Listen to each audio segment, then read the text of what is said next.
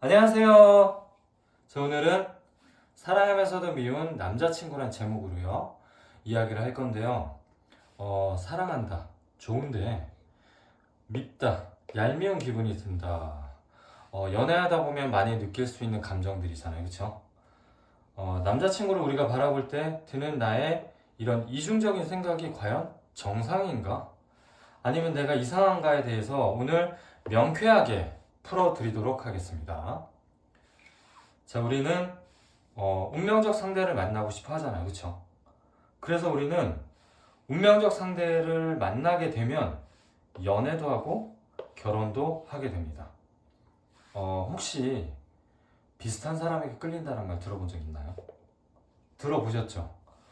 특히 우리가 첫 만남에서 끌리는 사람은 결코 우연이 아닙니다. 자신과 비슷한 사람한테 뭘 느껴요? 더 강한 호감을 느낄 수 있어요. 이, 이 유사성은요, 단순 취향이 비슷하거나 같은 지역 출신이란 이 정도 수준이 아니야. 종교관, 돈과 일에 대한 생각, 삶의 목표 같은 가치관부터 성격, 교육 수준, 사회적 배경 등등 해서 폭넓은 영역에서 나와 비슷한 특성을 가진 사람에게 더 쉽게 마음이 끌릴 수 있잖아요. 그쵸? 외모에서도 마찬가지입니다. 다 그런 건 아니지만 매력 수준이나 스타일이 유사한 사람끼리 자연스럽게 끌리는 경향이 뚜렷하잖아요. 그쵸? 왜 그러냐면 유사한 사람끼리는요, 끌리는 이유가 의외로 명확합니다. 일단은 비슷하니까 나를 이해할 것이라는 예측이 가능해. 하나하나 우리가 일일이 구분해서 설명하진 않지만 이런 느낌이 든단 말이에요. 그래서 내가 이해받는다라는 느낌을 받아. 그리고 충돌 가능성이 적을 것이라는 안도감이 들어. 안 싸운다고. 얼마나 좋아, 안 싸우면? 다 싸워서 헤어지잖아요. 그쵸? 연애 피로도도 낮다라는 뜻이지. 잘 맞으니까. 자, 그리고 생각이 일치할 때 느끼는 인지적 편안함이 들어. 일치하는 편안함이 든단 말이에요. 이게 동질감이죠, 어떻게 보면. 그래서 근데 여기에 뭐가 더해져? 나랑 공통점이 많은 유사한 사람을 보면 저 사람도 나를 좋아할 것 같다는 예상이 들어. 그쵸? 그럼 이 예상이요. 이런 예상이 들면 호감을 더 강화시킨단 말이에요. 그래서 내가 좋아하는 사람이 나를 좋아한다는 기분을 느끼게 돼. 얼마나 좋아요, 그쵸? 그래서 이 유사성은요, 만남의 필터가 되고, 필터이자 촉매가 됩니다. 우리 이상형이 어떻게 되세요? 하면 결이 잘 맞는 사람이요. 이거죠, 이거. 결이 잘 맞는 사람이요. 티키타카 잘 되는 사람이요. 대화 잘 통한 사람이요. 이렇게 말을 하는데 이게 뭐다? 유사성을 얘기하는 거예요. 그래서 우리가 운명이라고 생각하는 사람, 인연이라고 생각하는 사람은 남은 남이야. 근데 낯선 타인이 아니고요. 나와 유사성이 높은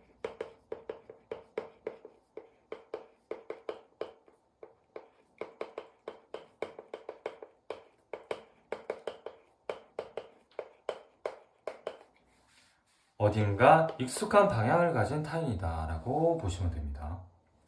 그래서 우리가 익숙하니까 끌리는 거고 이런 이유로 연애를 시작하거나 결혼까지 하게 됩니다. 그래서 우리는 이제 관계를 맺고 안정이 찾아왔어. 근데 이 관계는요, 한번 안정됐다고 그대로 유지되는 구조가 아니야. 이게 문제라는 거죠. 연애와 결혼 같은 친밀한 관계, 애착 관계예요. 언제나 서로 다른 두 욕구 사이에서 흔들리고 긴장감을 어떻게 다루느냐가 그걸로 이제 관계가 유지가 된다는 거죠. 그렇죠? 어떤 욕구들이 동시에 하는지 이제 저희가 한번 볼 건데요. 이게 무슨 말이냐면 관계를 맺게 되면요. 연애를 시작하게 되면 욕구가 항상 동시에 두 가지 욕구가 발생을 해요. 그래서 이 욕구 사이에서 흔들린단 말이에요. 그렇죠? 그래서 이 욕구들이 동시에 발생하는데 어떤 것들이 있는지 한번 보겠습니다. 첫 번째, 함께 있고 싶으면서도 혼자만의 공간을 갖고 싶은 욕구. 이해되시죠?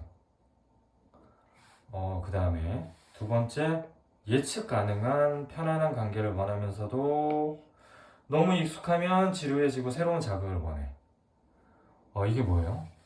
우리는 불안정한 관계에서 처음에는 안정을 원해. 근데 너무 안정적으로 기울어지면 뭐가 결핍이 돼요?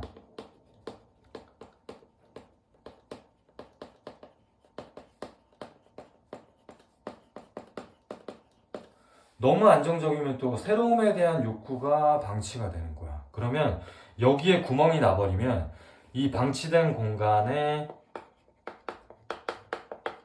권태감이 생겨버려.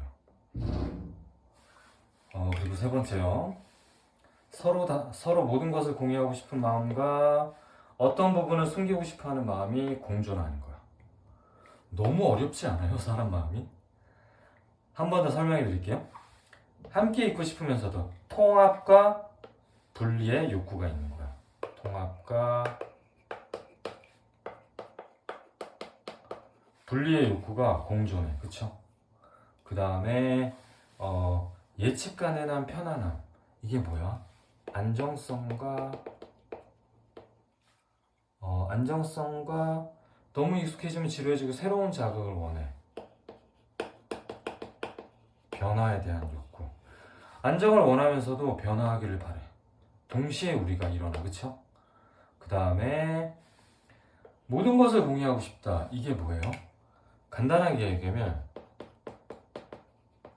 표현하고 싶은 욕구랑 숨기고 싶어하는 마음, 비표현의 욕구 두 가지가 동시에 또 공존하단 말이야. 예를 들면 함께 하고 싶은데 헤어져 하면 긴장감이 발생하겠죠, 그렇죠? 그 다음에 편하긴 편한데 오빠 너무 못생겼어 하게 되면 상처를 받으면서 또 헤어질락 말락한 긴장감이 발생하겠죠. 그 다음에 어떤 남자는 비표현, 표현을 하기 싫어서 안 하는 게 아니야. 남자가 도대체 속 얘기를 안 해서 답답해 죽겠는 거야. 그래서 오빠 나 안 사랑하는구나 이랬어. 이렇게 비난을 하게 되면 남자는 억울하면서 원래 감정 표현을 잘 못하는 사람인데 그걸 몰라주는 여자친구에게 실망을 하고 이러면서 또 관계에 긴장이 생겨. 늘 긴장의 연속이잖아요. 그쵸? 그래서 이 긴장감을 어떻게 숨기지 않고 조율하느냐가 관계의 길이를 결정을 한다라고 보시면 됩니다. 그래서 이 한 번 맺은 관계라는 거는요, 멈춰있는 상태가 아니고 두 사람이 서로 다른 욕구를 계속해서 조율해야 하는 조율해서 살아남는 흐름이라고 보셔야 돼요. 그래서 이 욕구라는 게 있어. 근데 너무 한쪽으로 치우쳐지잖아. 이렇게 쏠리게 되면 균형 잡힌 연애를 하기 힘든단 말이에요. 그렇죠? 그래서 이거 균형을 맞추는 게 굉장히 힘들어요. 너무 어려워요. 그렇죠? 그래서 이 긴장감을 발생시키는 두 가지 동시에 일어나는 욕구를 양가감정이라고 합니다. 오늘 제목 기억나시죠? 사랑하면서도 미운 남자친구. 자, 사랑하는데 얄밉거나 증오하는 마음이 동시에 들 수 있다는 얘기잖아요. 그렇죠? 우리가 어릴 적을 한번 생각해 볼게요. 우리는 부모님을 사랑하면서도 때로는 심하게 미워한 적이 있잖아요. 그쵸? 엄마는 아이를 사랑해 주시고 보호도 해 주시지만 동시에 아이의 욕망을 제한해. 안 돼! 라고 하시잖아요. 말을 그래서 안 돼라고 말하는 존재이기 때문에 부모님은 사랑도 주시지만 통제도 주시고 그래서 엄마를 사랑하면서도 때로는 엄마가 없어졌으면 좋겠어 라는 생각을 할 수도 있는 거예요. 매일 하는 게 아니고 할 수도 있는 거야. 이거 자연스러운 것이다. 굉장히 자연스러운 거예요. 자, 그래서 우리는 성인이 돼서도 이런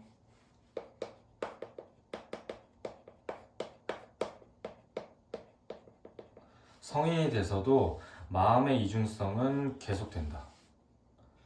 선생님을 존경하면서도 때로 미워할 수 있잖아. 결혼하고 싶으면서도 자유를 잃을까 두려울 수 있잖아. 친구는 위로가 되지만 동시에 질투의 대상이 될 수도 있잖아. 그쵸? 그래서 이렇게 한 사람 또 한 가지 상황, 한 사람과 한 가지 상황에서 정반대의 감정을 동시에 느끼는 복잡하고 모순된 감정을 우리는 양가 감정이라고 합니다. 이거를 부정적이거나 비정상적이라고 생각하지만 양가 감정은 우리 마음에서 자연스럽게 일어나는 반응이다. 그 결론은 뭐다? 정상이다. 정상이니까 걱정하지 마세요. 나쁜 사람 아니야. 정상이라고 이거. 아시겠죠? 그렇다면 어떻게 이 복잡한 감정을 건강하게 다룰 수 있을까요? 1번, 먼저 이 감정이 자연스럽다는 것을 인정해야 합니다. 내가 드는 감정이 자연스러운 거다 인정을 해야 돼요. 저 선생님 수업 존나 좋은데요. 잘난 체 하실 땐 재수없어요. 라는, 이거 속마음이에요. 라는 마음이 드는 게 자연스러운 거예요. 자연스러운 거라고 받아들이시고 도덕적으로 내가 문제인가? 도덕성에 의구심을 가질 필요 없고요. 나 나쁜 놈인가? 나쁜 놈 아니고 정상적인 놈입니다.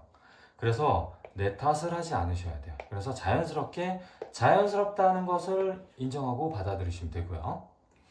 그리고 두 번째, 두 가지 감정 모두를 인정하는 것이 중요하다. 자연스러움을 받아들인 거고요. 그 다음에 두 감정 모두 인정하는 게 중요해. 예를 들어 볼게요. 나 너랑 결혼하고 싶은 만큼 네가 좋은데 어디 갈 때마다 연락 제때제때 받아라. 친구 누구랑 있냐, 지금 뭐 하는지 사진 찍어 보내라 등등 이렇게 통제받는 거 숨 막힐 것 같아. 라는 마음이 드는 거 자연스럽다라고 했잖아요. 그렇죠? 그러니까 네가 결혼하고 싶을 만큼 좋은 것도 맞고 너한테 숨 막히게 통제받는 게 싫은 것도 내 감정이 맞다라는 거를 인정하라는 거지. 둘 다 인정을 해야 자연스러운 거예요. 그쵸? 근데 여기서 흔히 하는 실수가 있어요. 내가 여자친구 싫어하면 안 돼. 이런 마음하고. 싫어하는 마음을 한번 먹으면 이런 마음이 계속 들까봐 겁이 나. 그래서 말을 안 하기 시작한단 말이야. 정확히는 내가 싫은 부분을 상대방이 상처받을까봐 혹은 상대방이 듣기 싫어하니까 싸울까봐 입을 다물게 된단 말이야. 그럼 이렇게 되면 어떻게 돼요? 여자친구한테 싫어하지 않는 척을 하잖아. 그래서 실제로는 불만을 숨기고요. 나중에 터뜨려서 뒤통수 치는 음흉한 사람이 돼요. 마음을 숨긴 음흉한 배신자가 된단 말이야. 제가 글을 쓰다 보니까 갑자기 생각난 건데요. 내가 여자친구를 싫어하면 안 된다? 싫어하는 마음을 한 번 먹으면 이런 마음 계속 들까봐 겁난다? 이거 누구한테 배운 거예요? 이거 전혀 사실이 아닙니다. 전혀 사실 아니에요. 이거는 싫어하면 안 된다? 이거 착한 아이 컴플렉스잖아. 좋은 사람으로 보여야 된다는 강박. 이거는 내 자존감과 관련이 있어요. 남들이 어떻게 볼까 뭔 상관이냐고 이게. 남자친구가 나를 평가한다고 내 가치가 달라져? 내 가치는 어떤 말을 해도 변함이 없단 말이야. 그렇기 때문에 이거는 착한 아이 컴플렉스랑 관련이 있다라고 보이고요. 그 다음에 싫어하는 마음을 한 번 먹으면 계속 들까봐 겁난다. 이거는 결국에는 관계가 잘못돼서 혼자 남겨질까봐 유기불안이 올라와서 관계에 대해서 잘못되면 유기불안이 올라와서 이런 마음이 들 수 있는데 이 두 가지 전혀 사실이 아닙니다. 예를 들어 볼게요. 담배를 끊겠다고 한 번 마음을 먹으면 담배가 끊어지나요? 그동안 폈던 습관 때문에 하루 안 피면 또 금단 현상이 생겨, 그쵸? 또 피고 싶어진단 말이야. 우리가 잊고 싶다고 한 번 마음 먹으면 잊혀지나요? 그동안 사랑했던 마음이 더 컸기 때문에 오늘 미웠어도 내가 미워했던 이유를 말하고 나면 불만이 해소가 돼서 내일 되면 다시 또 좋아지고 보고 싶은 게 사람 마음이야. 그래서